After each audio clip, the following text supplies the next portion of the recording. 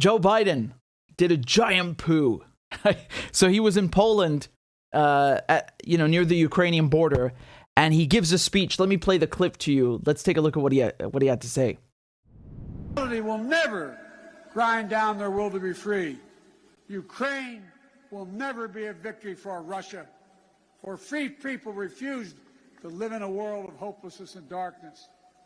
We will have a different future, a brighter future, rooted in democracy and principle, hope and light, of decency and dignity, of freedom and possibilities. For God's sake, this man cannot remain in power. Whoa.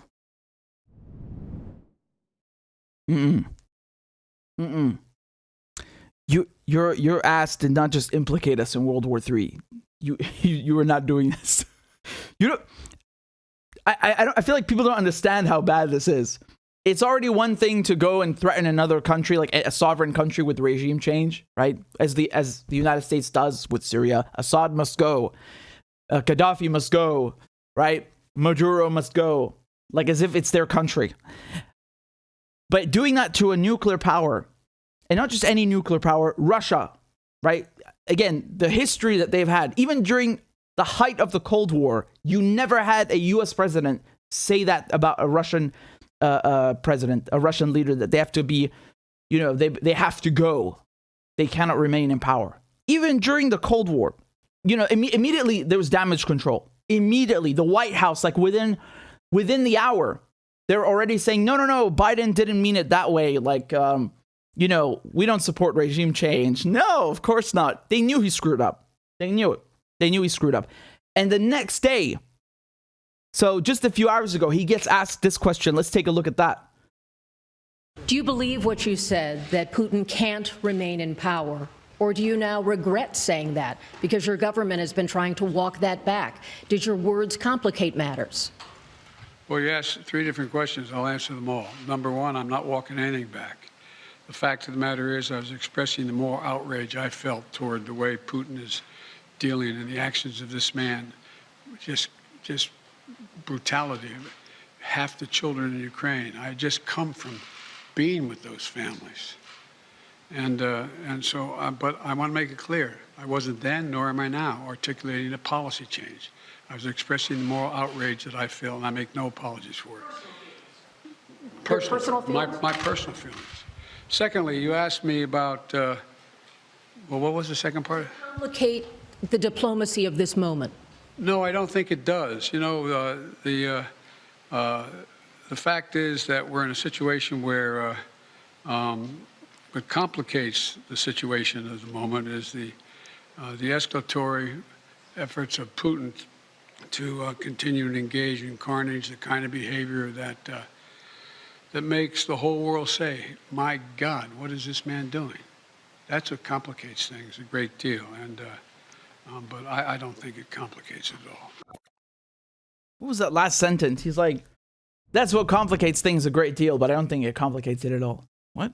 Like, you just called for the guy to be Gaddafi'd, you're saying the guy needs to be ousted, and then you're saying that he's escalating. No, you escalated. Escalating means to take things further. Putin didn't say you should be regime changed. You said that. You escalated. Like, that's literally the definition of what you just said. Oh, man.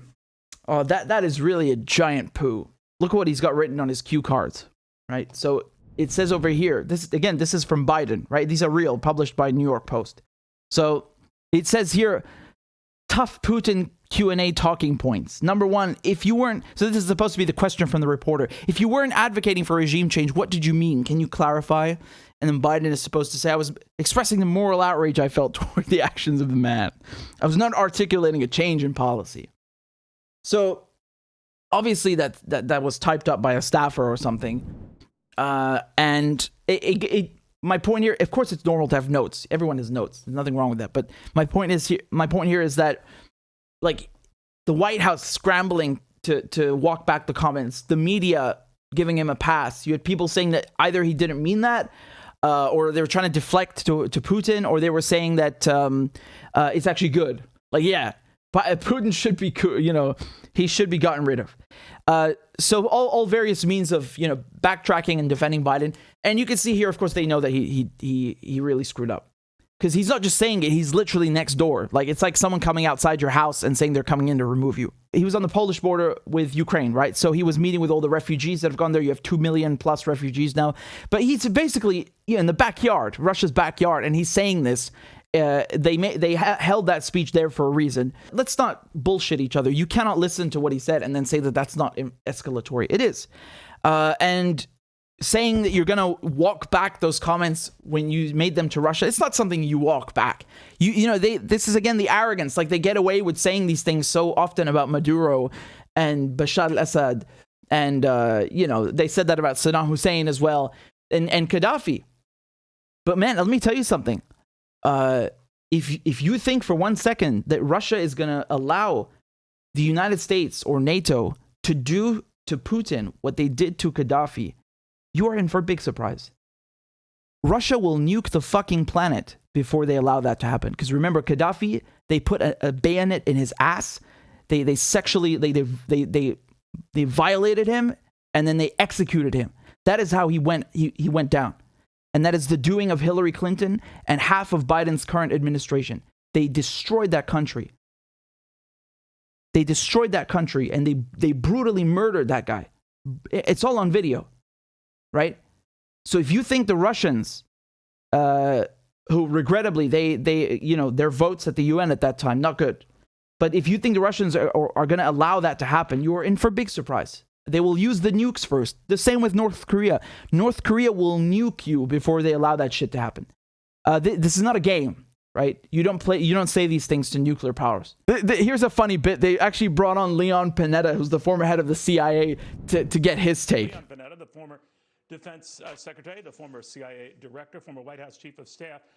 Director, always good having you. Did the president adequately explain his position? Well, I think all of us share moral outrage about Putin and the brutality that he's shown towards Ukrainian people. That's understandable. But this is a moment in time when we just have to be unified between the United States and our allies, show strong unity, and not raise anything that might confuse that relationship. And so I think in the end, it's a comment that probably should not have been used. And I hope it's important that the president exercise as much discipline as possible. You fucked up when the former head of one of the most corrupt organizations on earth is saying, no, you probably shouldn't have said that, man. Again, this guy used to be the head of the CIA, right? So I can tell you one thing. Besides escalating, right, which is what Biden did, Biden is double, 2 times an idiot. You know why? Because for the longest time, the Russians, Putin, they have been saying that NATO poses an existential threat to Russia, and they have long suspected that the goal in Russia is regime change. And Biden just confirmed this and handed it to Putin on a silver fucking platter. He gave him a soundbite. I mean, it's not really a soundbite. It's a direct quote. It's not taken out of context. He literally, gave it to Putin, gave it to the Russians on a silver platter. He said, "You are right. We are coming for you." If you are the Russians, put yourself in their shoes for a moment, and you've been suspecting that regime change is the goal, and you say that NATO's an existential threat. This is basically just increasing the Russians' resolve. It's basically telling the Russians, yes, you are right to do what you're doing because this is our goal. It's not about saving Ukraine. Saving Ukraine, as they claim, they claim they're saving Ukraine. You ask me, they're using Ukraine. But in any case, ostensibly, if your goal is to save Ukraine, that is very, very different from deposing the leader of the largest country on earth with the most nukes on the planet. Those are 2 absolutely, completely different things, and anyone trying to tell you otherwise is an idiot or a liar. or someone who wants World War III. So this is really bad. Again, just to put that in context, in World War, during the Cold War, no US president ever said something like that to my knowledge. Just to give you an idea, like how bad this is, that even at the worst of times, when they were like this close to nuking each other, the US president wouldn't say that. And this idiot, he not only says it, he says it in Russia's backyard. And then the next day is like, I'm not walking it back. It was just like the emotional thing, Too much pride. He won't apologize, It doesn't matter if he did. Like, let's be real. He handed everything the Russians want on a silver platter. This is really a huge PR disaster, honestly. And I think it was Max Abrams. He was saying basically that Biden is probably going to give less and less interviews now because of these blunders. Again, we're always giving them the benefit of the doubt, right? Like every time NATO does a giant poo, it's a blunder, it's a gaffe, it's a mistake. Like there's no ill intent. They're always innocent, right?